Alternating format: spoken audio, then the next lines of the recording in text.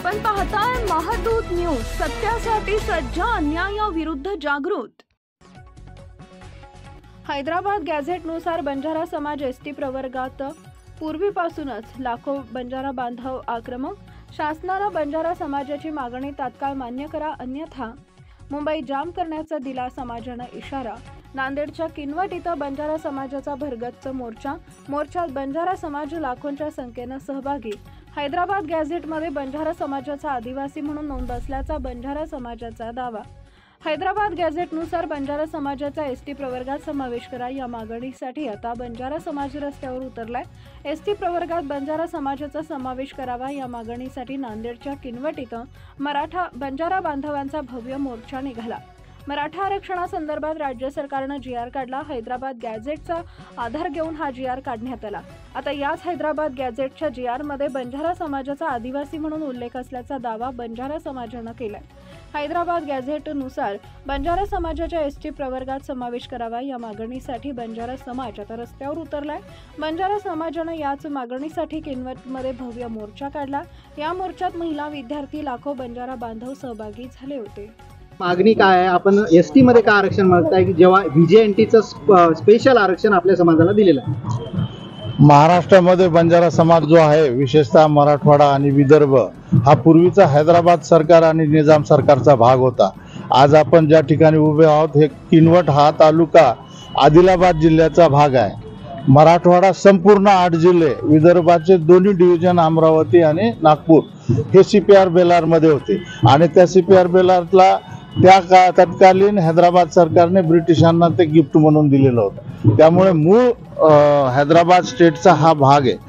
दुसरी गोष्ट, आम्ही पूर्वी सगळे आदिवासी होतो, त्याचे सर्व पुरावे अकोला अमरावतीमध्ये असतील, किनवटमध्ये असतील, त्याच्यानंतर धाराशिव, उस्मानाबाद, सोलापूरला असतील, जालन्यामध्ये असतील, नांदेडमध्ये असतील, अनेक ठिकाणी याचे जातीचे प्रमाणपत्र आमच्या आजोबा पंजोबाच्या काळामधील त्या ठिकाणी सापडलेले आहेत, आजही आहेत। हैदराबाद गॅझेटियरच्या अनुषंगाने 2 तारखेला जो सरकारने निर्णय घेतला त्या गॅझेटियरमध्ये बंजारा समाज हा आदिवासी संवर्गामध्ये आहे। आम्ही यापूर्वी सुद्धा आदिवासी होतो, आज सुद्धा आहोत, उद्या सुद्धा राहणार आहे। परंतु संयुक्त महाराष्ट्राच्या मराठी भाषेच्या याच्यावर अवलंबून जेव्हा राज्य निर्मिती झाली तेव्हा हा भाग महाराष्ट्रामध्ये गेला आणि स्वर्गीय महानायक वसंतरावजी नाईक साहेब यांनी विमुक्त जातीचा प्रवर्ग, व्हीजेएनटीचा प्रवर्ग करून 5-5.5% आरक्षण त्या ठिकाणी आम्हाला दिलं।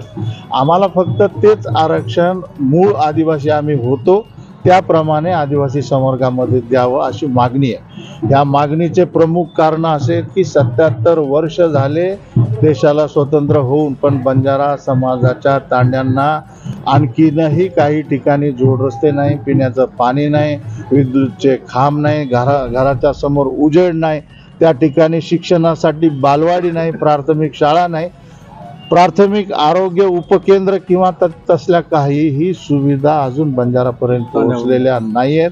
तांड्यामध्ये आजही प्रसूतीसाठी वाट बघत असलेल्या महिलांना बैलगाडीवर किंवा बाजावर टाकून नदीमधून, ओढ्यामधून, डोंगरावरून त्या ठिकाणी मुख्य रस्त्यावर आणावं लागतं। अनेक लोकांचा जीव इमर्जन्सी याच्यामध्ये गेलेला आहे। त्यामुळे मराठा समाजाची जेव्हा मागणी समोर आली हा पूर्ण करतो। मुख्य प्रवाहामध्ये बंजारा समाजाला आणण्यासाठी आम्ही ही मागणी मागत आहोत। विकासासाठी, शिक्षणासाठी आणि नोकरीसाठी हे आरक्षण आम्ही मागत आहोत। मराठा समाजाचं काय म्हणत होते? मराठा समाजाची मागणी जेव्हा समोर आली तेव्हाच तुम्ही का मोठ्या संख्येने रस्त्यावर उतरताय? नाही, असं आहे की बघा, मी 2020ला विधान परिषदेचा सदस्य झालो। 2020च्या माझ्या पहिल्या अधिवेशनापासनं तर 2025च्या आत्ताच्या पावसाळी अधिवेशनापर्यंत 19 वेळा मी सभागृहात हा प्रश्न मांडलेला आहे। बाहेर रस्त्यावरती, आंदोलनामध्ये, मोर्चामध्ये, सभेमध्ये मी 76 वेळेस हा विषय मांडलेला आहे। राहिला प्रश्न की समाज आता जागृत झालेला आहे, निश्चितच त्याच्यासाठी कारणीभूत मराठा समाजाला जे हैदराबाद गॅझेटियरचा जो पाठिंबा त्या ठिकाणी सरकारने याच्यावर दिला, त्याला लागून जे आरक्षण देण्याची घोषणा केली, निश्चितच त्याचा फायदा लोकांमध्ये जागृती करण्यासाठी झाला. जे मी 5 वर्ष जागृती करू शकलो नाही ते एका गॅझेटियरच्या बातमीने लाखो बंजारा लोकांना जाग केलं. त्यांना माहिती ही माझ्यामुळे किंवा इतर लोकांमुळे किंवा आमच्या अगोदरच्या नेत्यांनी मागितलेल्या याच्यामुळे माहिती सगळ्यांनाच होती, पण मिळेल का नाही मिळेल सरकारनं मग जर आता जर मराठा समाजाला मिळू शकतं तर मग बंजारा तर आदिवासीच आहे. वेशभूषा बघा, भाषा बघा, खानपान बघा. अहो वाघाच्या नंतर आणि सिंहाच्या नंतर रक्त खाणारा जर कोणी असेल पृथ्वी तलावर तर तो बंजारा आहे. सोळवीमध्ये आम्ही मटणासोबत रक्त मिक्स करून खातो, ते आमचं सगळ्यात फेवरेट कॉन्टिनेंटल फूड आहे. त्याच्यामुळे बंजाराचे सगळे लक्षणं आदिवासीचे आहेत आणि गरज आहे. तुम्ही बघा आजही बंजारा समाजाच्या लोकांना पूर्णपणे शिक्षण मिळालेलं नाही. जसं मुंबईमध्ये ते नानी नाना पार्क किंवा असे वयस्कर लोकांचे पार्क, तिथं तुम्ही जाऊन बसा, तेथे म्हातारे लोक इंग्रजीत बोलत असतात. इथे अगोदर आम्हाला तेलुगू शिकवलं, नंतर म्हणजे अगोदर उर्दू शिकवलं, नंतर तेलुगू शिकवलं, नंतर मोडी मराठी शिकवली. अहो आमच्या 3 पिढ्या अशाच गेल्या. आमच्या वडिलापासून शिक्षणाची सुरुवात झाली आणि आमची पिढी म्हणजे पहिले ग्रॅज्युएट पिढी किंवा आमच्या वडिलाच्या वेळेसचे काही ग्रॅज्युएट पिढी. आजही बंजारा समाजाचे 25% मुलं शाळेपासून वंचित आहेत. का की ते दूर शाळामध्ये जाऊ शकत नाही, पुस्तक खरेदी करू शकत नाही, गणवेश खरेदी करू शकत नाही, बूट घेऊ शकत नाही.